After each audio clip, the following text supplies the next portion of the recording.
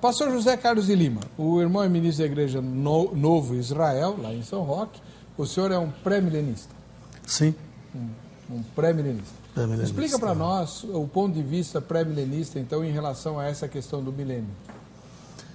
Nós cremos que o Senhor Jesus terá esse governo literal de 1000 anos antes dele entregar o reino a Deus e Pai. Ele levantará dessa maneira o tabernáculo caído de Davi. Atos 15, 14, o apóstolo Tiago diz: como Deus levantou um povo dentre os gentios para o seu nome, e depois disso voltarei e levantarei o tabernáculo caído de Davi. Então nós cremos piamente que ele, depois da igreja, nesta ordem, levantará esse tabernáculo caído de Davi. Assim, no cumprimento da aliança davídica, segundo Samuel 7, versículo de número 12 em diante, onde Deus promete uma descendência perpétua no trono de Davi. Então ele virá para estabelecer este reino de 1000 anos, restaurando todas as coisas, bem claro, antes de entregar o governo a Deus, conforme Atos 15, 24 a 28. Neste período, então, conforme o pastor acabou de colocar, de Daniel 2, 34 e 35, né?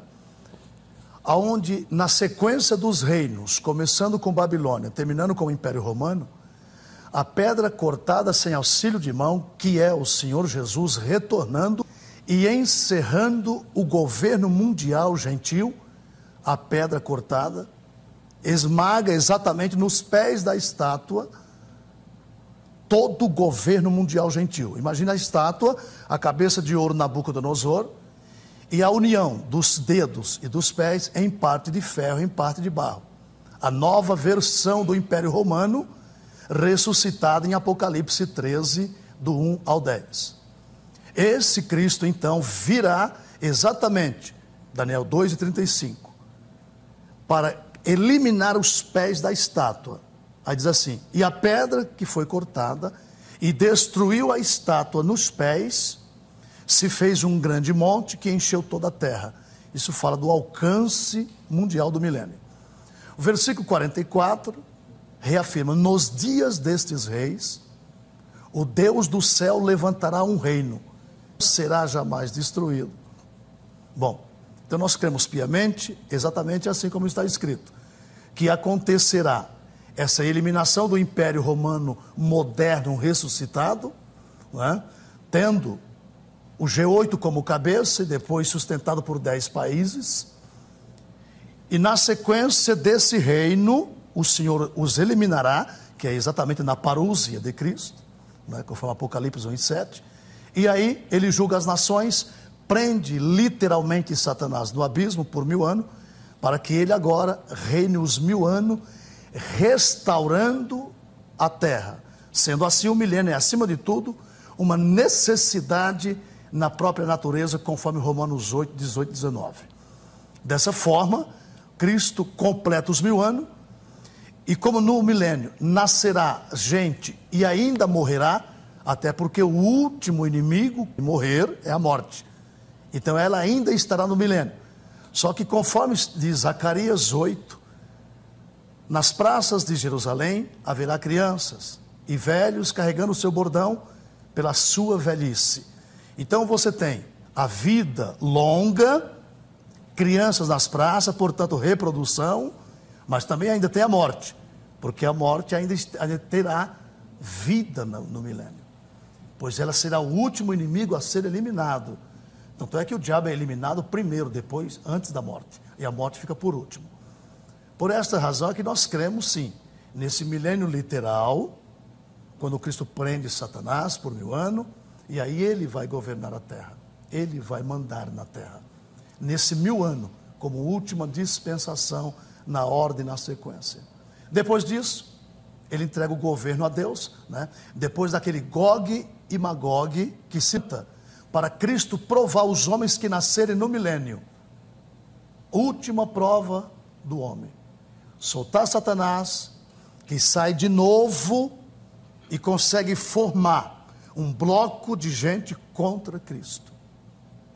E como diz a Bíblia, no capítulo 20, versos 5 e 6 do Apocalipse, cercarão o arraial dos santos, e aí é quando Cristo ordena a morte de todos eles, prende Satanás no lago de fogo, e aí sim, ele entrega agora o governo a Deus. A partir daí vem o trono branco, e na sequência, aí sim, vem o reino da eternidade, o que difere do milênio. Amém. Isso é a posição pré-milenista. Pré-milenista. Tá. Isso por José Hildo, sua primeira pergunta.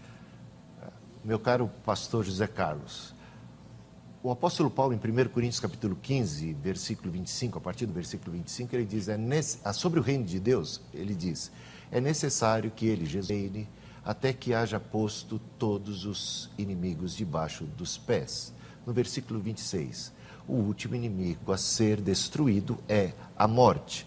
No final desse mesmo capítulo, ele diz que a morte será destruída por ocasião da segunda vinda de Cristo. Portanto, o que destrói o último inimigo é a segunda vinda de Cristo.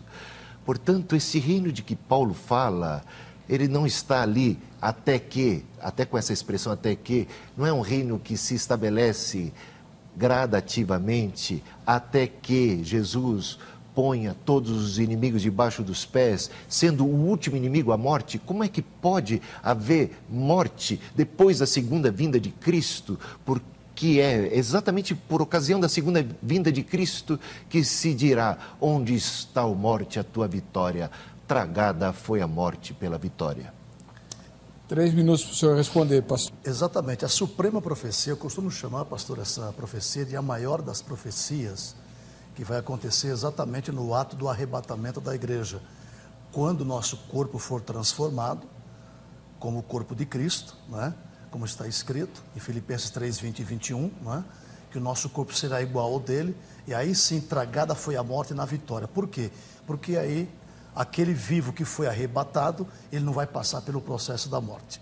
Bom, o Apocalipse 20 chama o lago de fogo de segunda morte, onde será lançados os ímpios e Satanás. Ali é a segunda morte. A primeira morte é o estado morto do homem hoje, no contexto de Ezequiel 18, 4 e 2 de Efésios também, onde o elemento vive no pecado, automaticamente vive morto no pecado. A partir do momento que ele se converte a Cristo, então espiritualmente ele recebe vida. Ele será um homem de Deus, um homem vivo em Cristo. Agora, no ato do arrebatamento, está escrito em Tessalonicenses 4, aí sim, tragada foi a morte na vitória. Isso aí significa exatamente que esse crente que recebeu esse corpo espiritual como o corpo de Cristo e será recebido na glória celestial, ele sim, ele acabou de vencer a morte de maneira concreta. Conforme João 3, verso 1 e 2 da primeira carta de João, filhinhos, agora somos filhos de Deus, mas ainda não é manifesto. Então, uma coisa que tem que ficar clara é que esse mais ainda não é manifesto, significa que, quando ele se manifestar, seremos semelhante a ele. Aí sim, semelhante a ele, tragada foi a morte na vitória.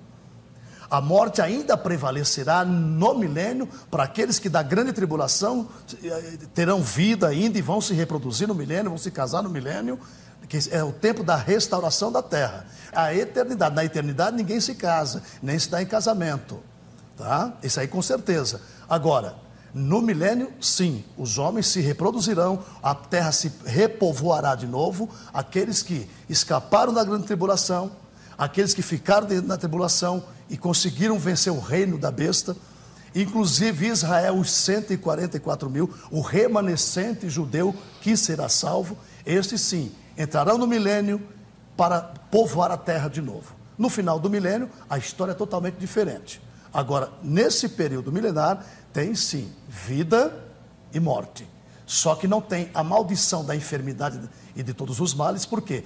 Porque toda maldição saiu da terra, tendo como única exceção a morte, de uma vez que Satanás está agora preso com todos os seus demônios e todas as suas maldições.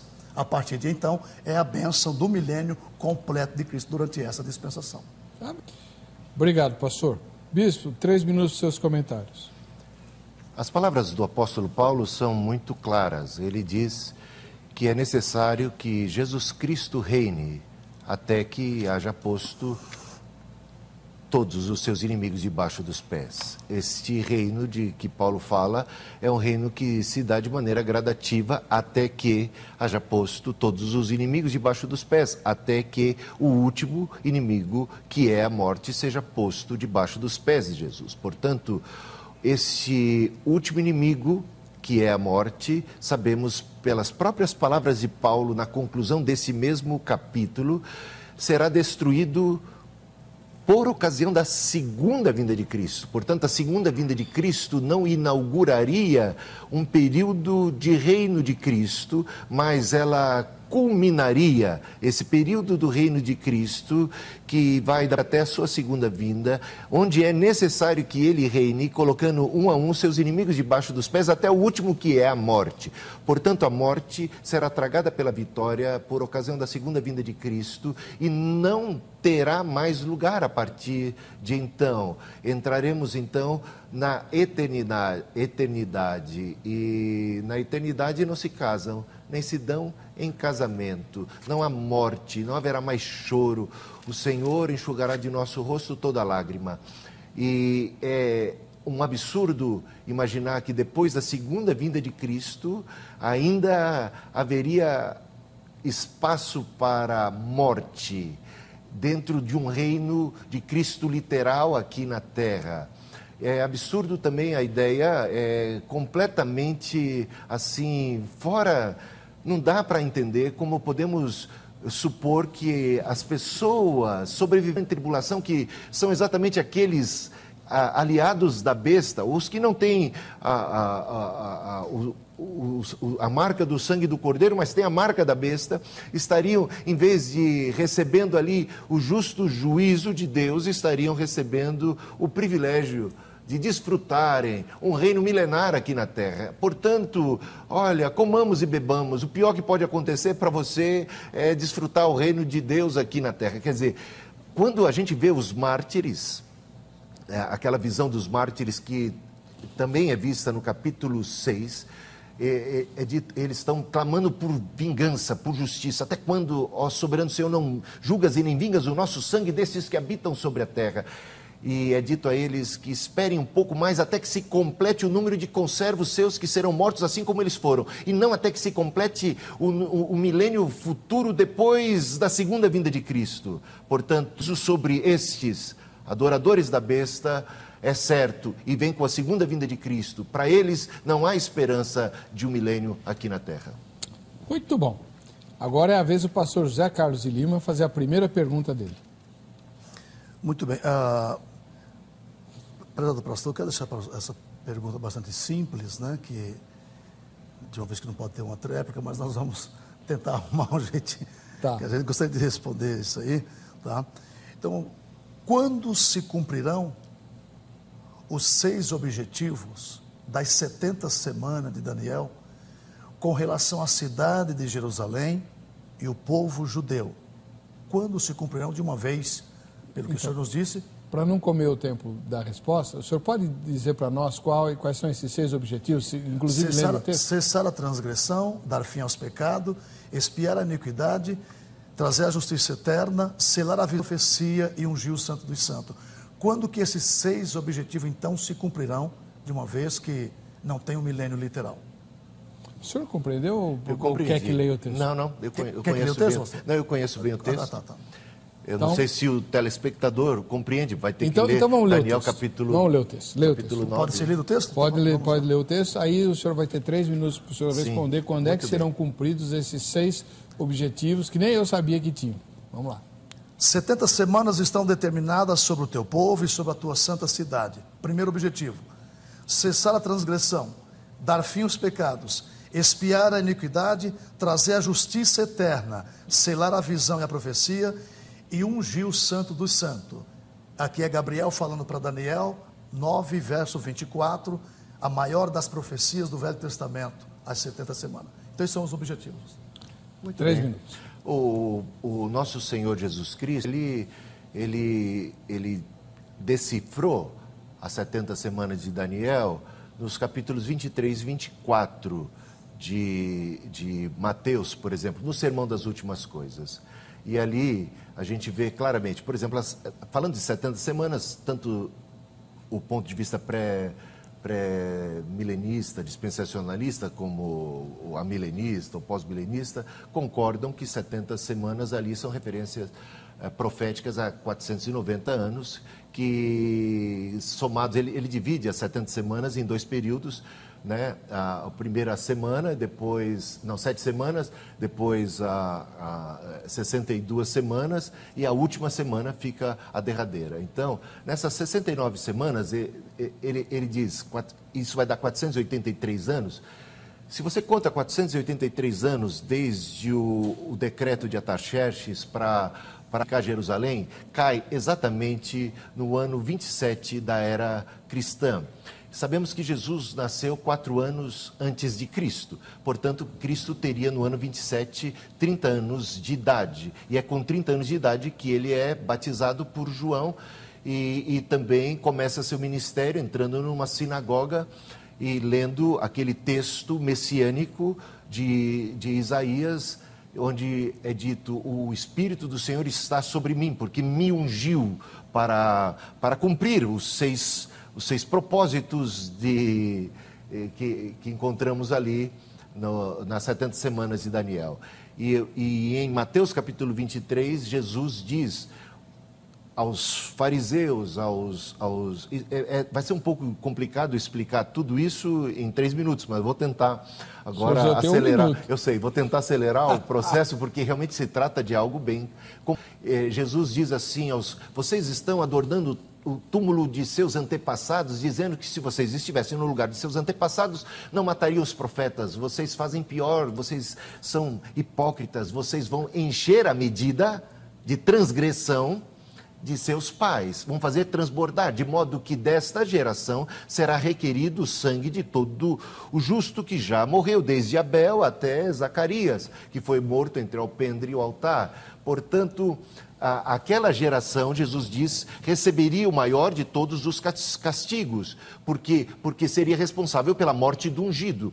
Nas 70 semanas de Daniel é dito: e será morto ungido, e o povo de um príncipe que há de vir cercará a cidade, e isso cumpriu-se naqueles dias, naquela geração, conforme a profecia de Jesus. Jesus diz que sobre essa geração recairá esse tamanho juízo, e o que naquela geração, 40 anos depois, esse príncipe de um povo que havia de vir e que veio então no Império Romano, o general Tito, cerca Jerusalém, 7 anos de agonia, de sítio, e depois, por fim, destrói toda a cidade.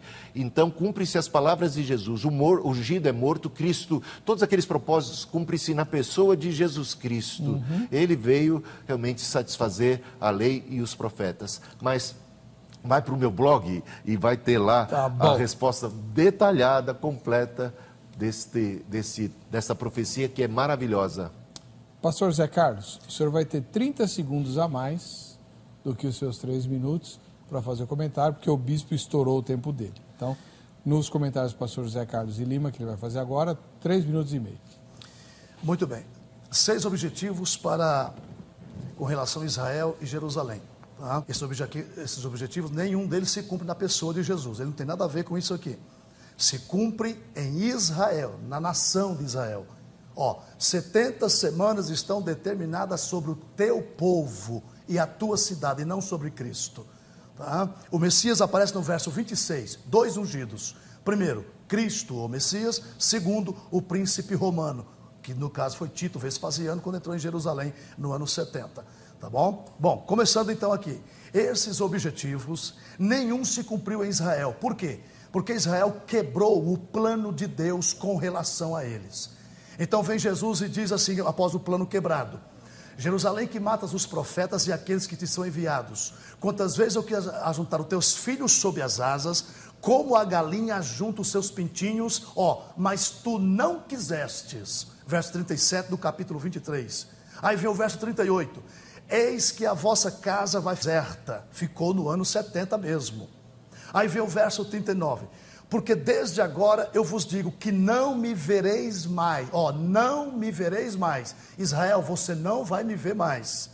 até o dia em que vocês venham dizer, bendito que vem em nome do Senhor. E isso vai se cumprir na parúcia de Cristo, quando ele voltar lá no Monte das Oliveiras. Bom, então nós vimos que esses objetivos não se cumpriram, mas eles têm que se cumprir um dia, pois a palavra de Deus é profética e não vai cair por terra.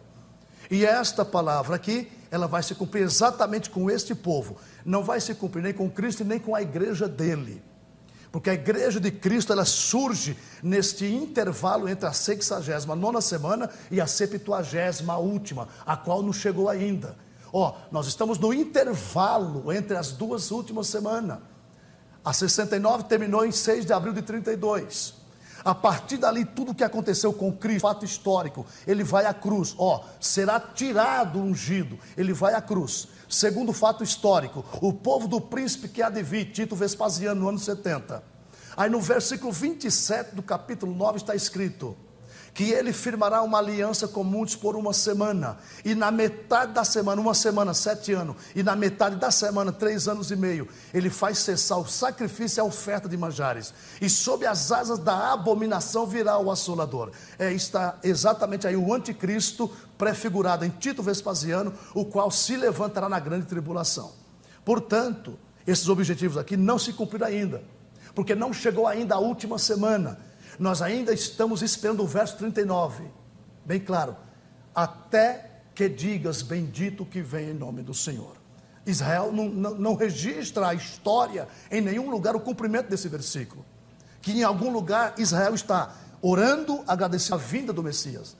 A vinda de Cristo, ela desencadeou uma crise em Israel, de tal modo que nessa crise, Cristo revela o maior segredo de Deus: eu edificarei a minha igreja.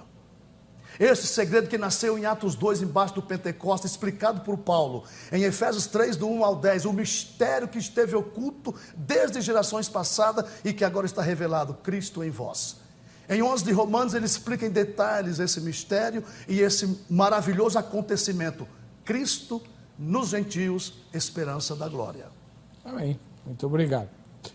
Primeira rodada terminada, cada um fez uma pergunta, respondeu e comentou. Então vamos para a segunda rodada agora. Sua segunda pergunta, Bispo José Yuri. Bem, voltando mais precisamente para o tema,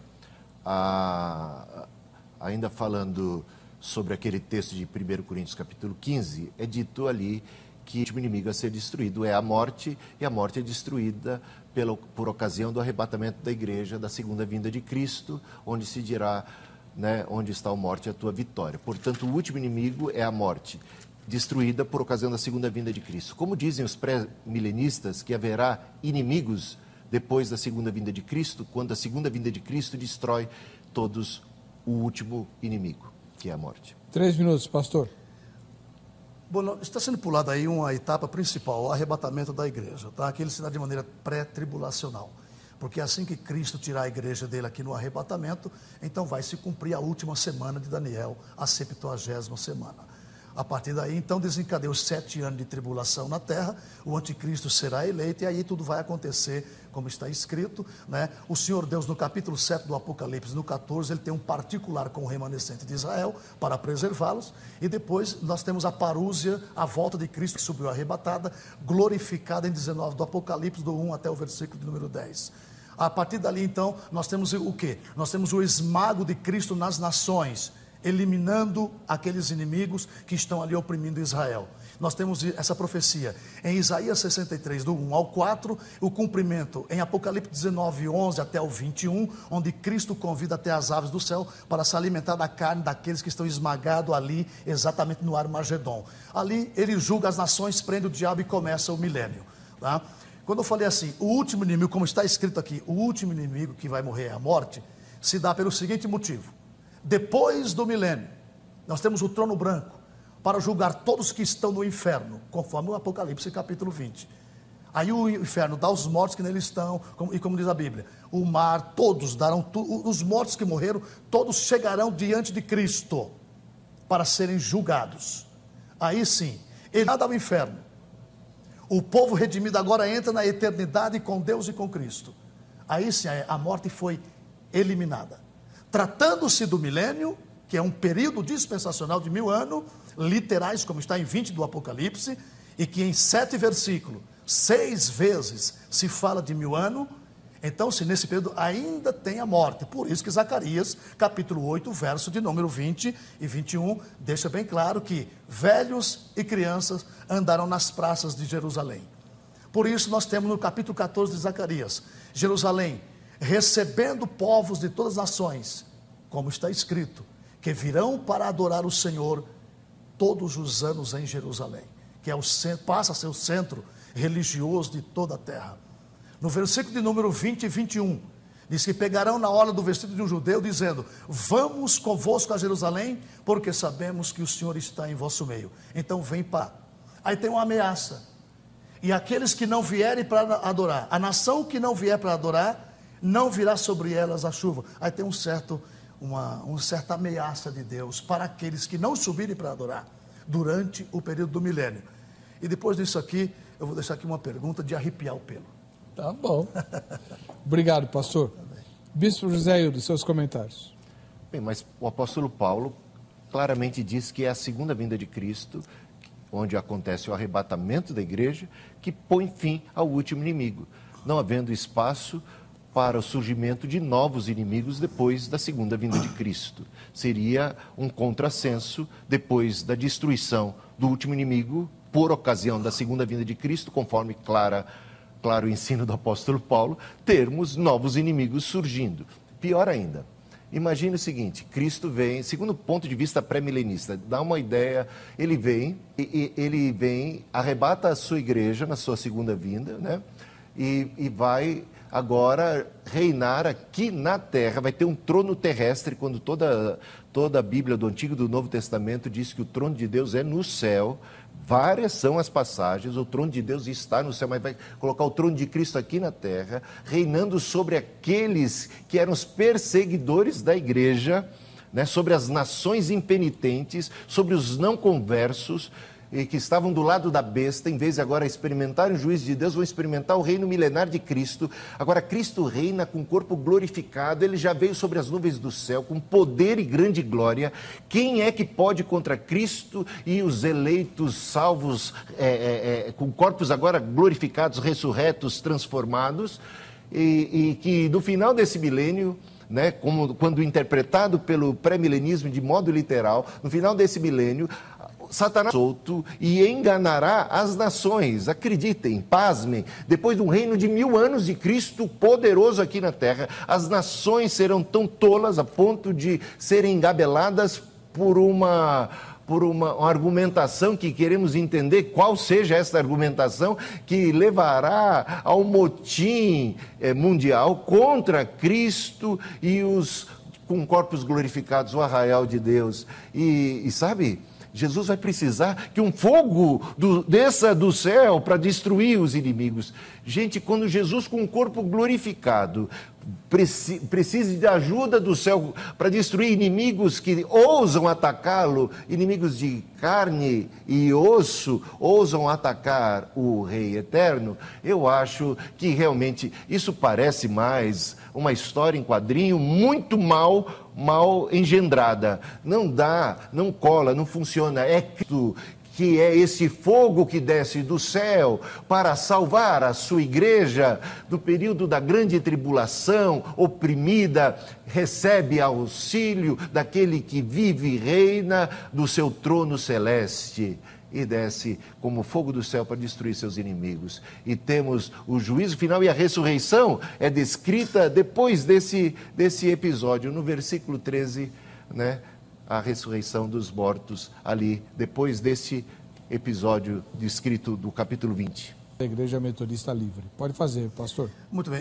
Bispo, me explica então essa história em quadrinho que eu vou ler para o irmão agora. Bem-aventurado e santo aquele que tem parte na primeira ressurreição. Sobre eles não tem poder a segunda morte, mas serão sacerdotes de Deus de Cristo e reinarão com ele 1000 anos.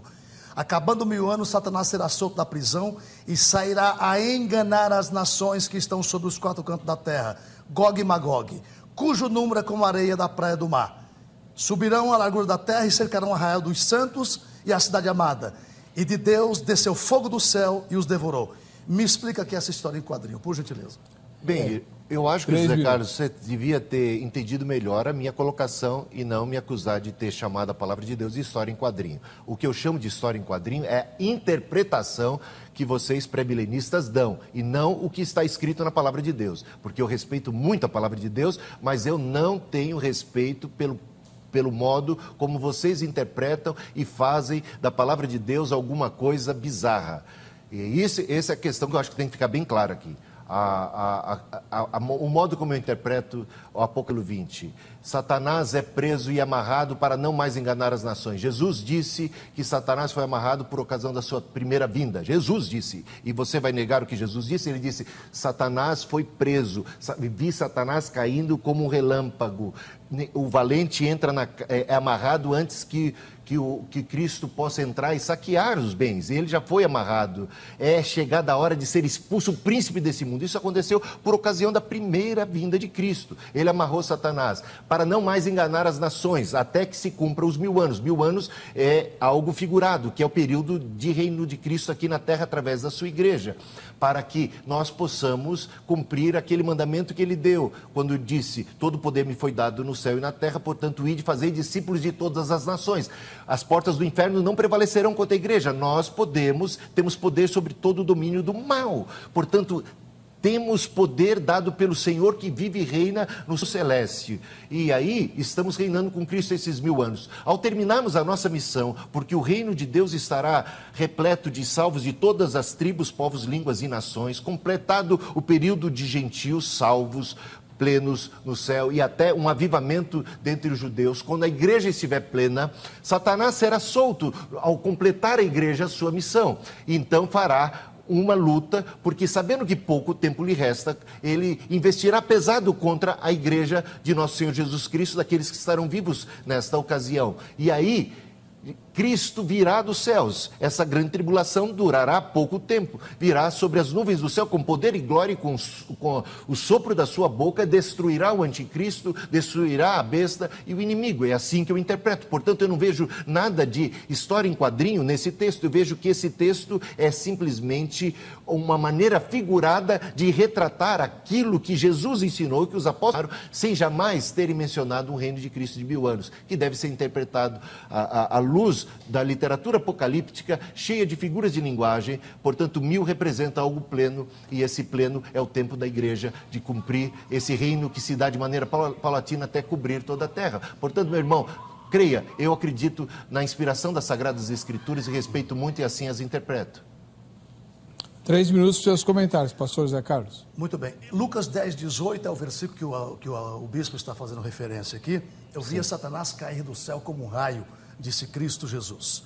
E eu vos dou poder para pisar escorpião e serpente e toda obra do mal. Isso aí, a igreja militante, a igreja de Cristo, tem esse poder. Tanto é que ela recebe o Espírito Santo exatamente para isso. Para expulsar demônio, curar os enfermos e etc. O apóstolo Tiago disse assim, que Satanás, o vosso adversário, anda ao derredor de vós, buscando a quem possa tragar. Ele não está preso. Ele vai ser preso. No milênio, sim, mas ele não está hoje, agora, preso. Ele tem uma esfera limitada de ação, por quê? Porque maior é o que está conosco, igreja, do que o que está no mundo. A maior característica de Satanás é o engano, por isso que ele sai a enganar as nações, quando ele for solto no final do milênio, e nesse engano ele faz a cabeça de todos que nasceram no milênio, porque no milênio os homens não o conhecerão, desfrutarão das bênçãos, mas não sofrerão a tentação que hoje a igreja militante sofre, que hoje a igreja padece. Hoje você sofre tudo e todos, e é perseguida, a igreja é perseguida, e essa igreja mantém a sua fidelidade, de servir a Deus, de fazer a vontade de Deus. Aqueles do milênio não sofrerão, mas eles serão provados no final, jamais deixará de ser provado enquanto tiver homem na terra. Portanto, esse versículo colocado pelo pastor é o versículo que a igreja se utiliza para fazer a obra missionária, evangelística, de curar enfermo, expulsar demônio, fazer a obra de Deus, como fizeram os apóstolos, como fizeram os mártires da igreja, como fizeram os homens de Deus da história, os grandes do avivamento, como John Wesley, como os grandes Jerônimo Savonarola, etc. Então esse versículo nós nos apropriamos dele, buscamos em oração e Deus nos dá poder para isso. Mas não significa, vamos frisar de novo, ainda não é manifesto o que haveremos de ser. Haveremos no futuro, mas ainda não é manifesto. Então, por enquanto, nós como igreja, o ponto de vista de Efésios 2,6, como está escrito, que ele fez menção agora há pouco, né? Que estamos assentados nas regiões celestiais com Cristo, é que o sacerdote Jesus Cristo está lá em cima me representando, eu e toda a igreja de Cristo. Ele nos representa. Então, por ele estamos lá na glória. Agora ainda não tomamos a posse de entrar lá dentro. Tomaremos quando se cumprir 1 Tessalonicenses 4, 13 a 18, Filipenses 3, 20 e 21, onde aponta o nosso corpo transformado, arrebatado e entrando na glória. É diferente. Tá bom. Duas perguntas cada um, 2 respostas e 2 comentários. Agora vamos para a última pergunta de cada um de vocês. Essa é a derradeira. Bispo José Hildo. Quantas eras existem? Jesus Cristo falou a respeito de 2 eras, a era presente e a era vindoura. E ele disse o seguinte em Lucas capítulo 20, versículos 34 e 35. Os filhos deste mundo casam-se e dão-se em casamento. Mas os que forem ávidos por dignos de ao mundo vindouro ou a era vindoura, e a ressurreição dentre os mortos, nem hão de se casar, nem de ser dados em casamento. Portanto, Cristo fala da era presente, da era vindoura, e da era vindoura que ele diz ser marcada, caracterizada pela ressurreição dos mortos. Não haverá, depois da ressurreição dos mortos, casamentos, filhos e coisas desse tipo, sexo, por exemplo. Talvez fiquemos frustrados que não haja sexo, mas algo melhor Deus tem provido para nós lá no reino dos céus. Então a pergunta é: quantas eras existem? E se na era vindoura Jesus diz que não haverá casamentos, não haverá então nascimentos, e não haverá morte, e não haverá coisas que são assim da era presente e que nada tem a ver com a era vindoura que é caracterizada pela ressurreição dos mortos, como ele coloca aqui. Qual que é o texto, senhor? É Lucas... Mateus 22 e 29. Lucas 20, Isso. versículos 34 e 35. O senhor entendeu a pergunta, né? Entendi a pergunta. 3 minutos, professor. Muito bem. 2 eras, a presente e a futura. Claro, Jesus não ia falar do milênio, ele fala do futuro, após milênio, a eternidade, que lá ninguém vai se casar, nem se dar em casamento. Claro, ora, tem um corpo glorificado, você simplesmente estará na glória eterna com o Senhor. Então você não vai se casar e nem vai se dar em casamento, porque essa necessidade fisiológica e emocional não estará ali conosco. Por quê? Porque os corpos serão glorificados, os corpos não terão mais sangue. Por essa razão que na era vindoura, né, pós-milênio, na eternidade, ninguém vai se casar nem se dar em casamento. É isso que ele está dizendo. Por essa razão, 22 e 29 de Mateus. Errais por não conhecer as Escrituras nem o poder de Deus, porque nessa era vindoura, esse povo estará com o corpo glorificado. E esse corpo glorificado, vejam bem, o qual transforma o corpo para ser conforme o seu, glorioso, segundo o seu grande poder. Naturalmente, nesse tempo, não há casamento em hipótese alguma. Tá? Não tem jeito de ser. Agora, dizer que o milênio é uma linguagem figurada, não há nada que habilite no Apocalipse 20, do 1 ao 7, que se use como linguagem figurada o milênio. O que temos ali são textos colocados em linguagens literais, para cumprir as alianças adâmicas, alianças edênicas, aliança noética, abraâmica, davídica, sinaítica, mas especialmente a davídica. Essa eu quero fazer referência, onde Deus promete: o trono do teu filho Davi vai se perpetuar. E isso vai acontecer quando? Em Apocalipse 10 e 7 temos uma colocação muito bonita, diz assim, ó: nos dias da 7ª, cumprir-se-á o segredo de Deus que foi dito aos profetas. Aí fica uma pergunta que eu já perguntei para pós-milenistas também, nenhum deles me deram resposta até hoje, nem inclusive no meu e-mail, estou esperando isso. Qual é o segredo de Deus? Que segredo de Deus é esse que foi dito aos profetas e que não foi manifesto, mas só nos dias da 7ª trombeta? Porque nos dias da 7ª trombeta é exatamente a entrada do milênio, aonde, louvado seja o Senhor, porque veio o tempo de tomares o governo, de reinares, o tempo de dares galardão aos profetas, aos santos teus servos, o tempo de restaurar a terra e destruir os que destroem a terra. Aí você tem o quê? A 7ª trombeta entrando, fazendo parte do milênio. É o tempo da restauração de tudo. É Romanos 8,19, que onde a natureza geme, e nós que temos as primícias do Espírito também gememos, verso 20, aguardando a nossa redenção, a transformação do nosso corpo para ser igual ao dele. Amém. Seus comentários, bispo. Bem, eu não entendi direito quantas eras existem, mas eu suponho que existam mais que duas, porque estaríamos tendo no futuro, na era vindoura, um milênio, pelo menos, de intervalo entre aquilo que Jesus está dizendo ali, né? Aqui, nesse mundo, nesta era, se casam e se dão em casamento. Na era vindoura, então, não haverá casamentos, mas entende-se, então, Jesus, ele não mencionou, né, um intervalo de 1000 anos entre a era presente e a era vindoura, o que é razoavelmente estranho aí. E na era vindoura, nessa era vindoura, é muito interessante quando Jesus fala aos discípulos, né, sobre a esperança da era vindoura. Ele fala: fiquem tristes, é necessário que eu vá, porque vou enviar o Espírito Santo e vou também preparar lugar para vocês, para que aonde quer que eu esteja, estejam vocês também. Portanto, a promessa de Jesus para os discípulos é vir a esse mundo e nos levar para onde Ele preparou, nos dar um corpo glorificado, preparado já para essa nova Jerusalém que Ele tem preparado para nós, que é uma cidade celestial. Portanto, a esperança da era vindoura que Cristo plantou no coração dos discípulos era de uma era celestial, onde não haveria mais morte, onde não haveria mais casamento, onde não se casam nem se dão em casamento.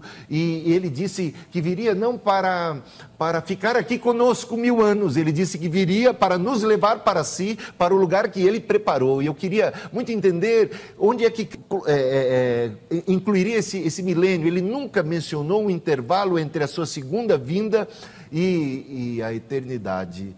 Então, e o reino de Deus é eterno, ele já começou, ele está entre nós, como uma pedra que rola até ocupar toda a terra, e o que encontraremos é plenitude. Cristo tem um reino eterno. Se quer saber de 1000 anos, a palavra 1000 anos significa, tem a dimensão de expressar a eternidade desse reino, a plenitude desse reino. O reino de Deus é eterno e o seu trono está nos céus, e nós receberemos corpos glorificados para viver e reinar com Cristo para sempre, e não por 1000 anos. Num certo sentido, hoje, aqui e agora, já reinamos com Cristo, estamos assentados juntamente com Ele, ressuscitados espiritualmente, nascemos de novo. Sobre os nascidos de Deus não tem poder a segunda morte, mas a primeira tem, né? Então, a primeira ameaça para quem nasceu de novo, mas não é uma ameaça definitiva, porque temos a ressurreição como esperança e não tem poder a segunda morte, que é o juízo final, que é a condenação eterna. Vivemos e reinamos com Cristo, acima de todo principado e potestade, aqui e agora. Amém e amém. Amém. Sua última pergunta, pastor Zé Carlos. Muito bem. Bispo, a Bíblia aponta algum propósito do milênio? Então, propósito do milênio, a Bíblia aponta, bispo, agora sim, 3 minutos para o bispo.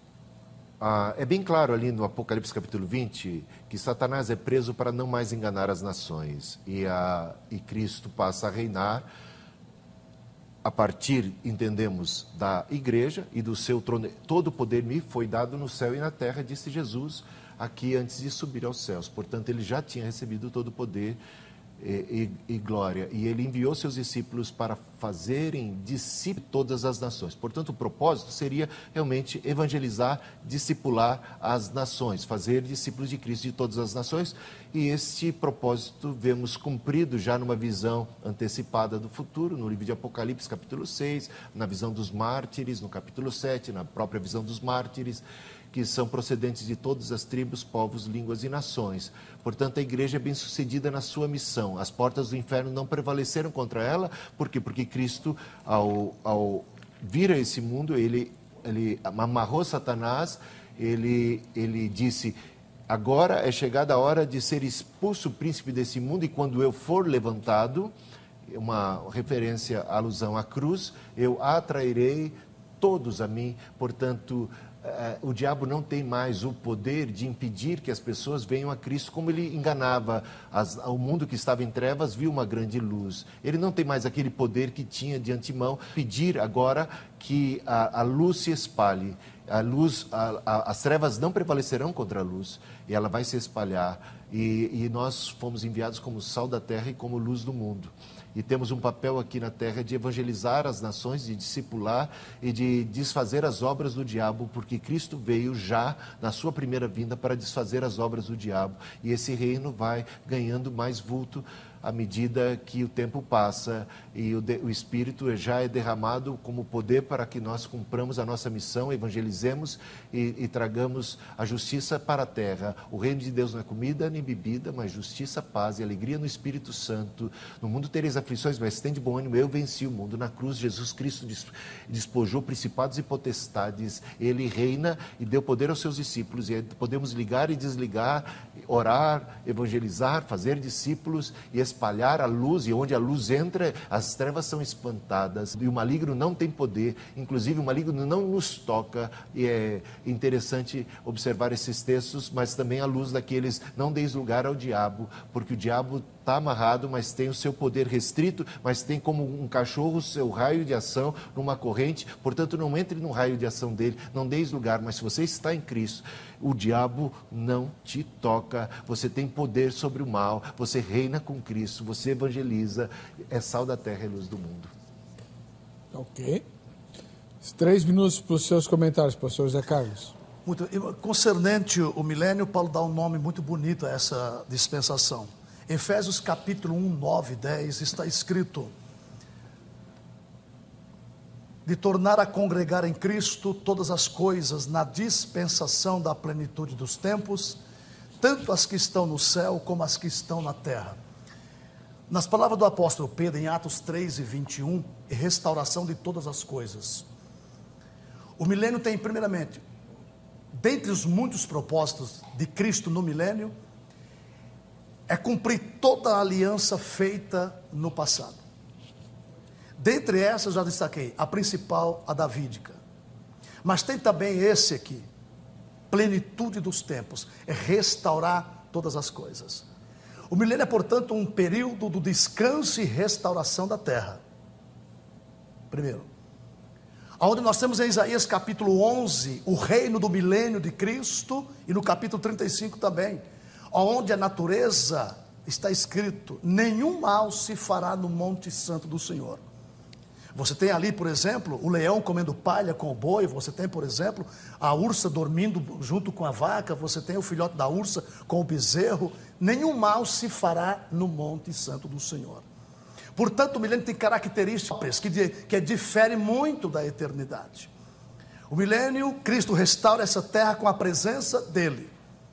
Mas o homem que nasceu no milênio, que não significa o versículo que foi colocado de Mateus 22 e 29, né, que a regeneração, a restauração da eternidade é uma coisa, do milênio é outra bem diferente. Então, nesse milênio, nasce homem e morre homem, mas também serão provados com a soltura de Satanás, que sai para enganar de novo. Isso aí está líquido e certo na palavra. Portanto, esse primeiro objetivo que eu coloquei, o cumprimento das alianças, Deus tem que dar essa resposta bíblica na palavra dele, na pessoa de Jesus. Aqueles objetivos que eu li para os irmãos aqui das 70 semanas, tem que se cumprir em Israel de qualquer jeito, porque não se cumpriram. A nação quebrou o projeto de Deus. Como Jesus disse, vocês não quiseram. Jerusalém não reconheceu o tempo da sua visitação. Então essa Jerusalém sofreu, apanhou muito, mas vai ser restaurada. Quem mais falou acerca dessa restauração foi o profeta Zacarias, capítulo 8, 20 e 21, capítulo 14, verso 16 em diante. Ele deixou bem claro toda a restauração de Israel nesse tempo. E o propósito principal é isso aqui, ó: convergir em Cristo, tudo, nesse tempo maravilhoso que a igreja anseia também. Muito obrigado. Nós tivemos hoje aqui esse debate com a presença do bispo José Eudo Melo, presidente da Igreja Nacional Metodista Livre, e do pastor José Carlos de Lima, ministro da Igreja Novo Israel, lá em São Roque.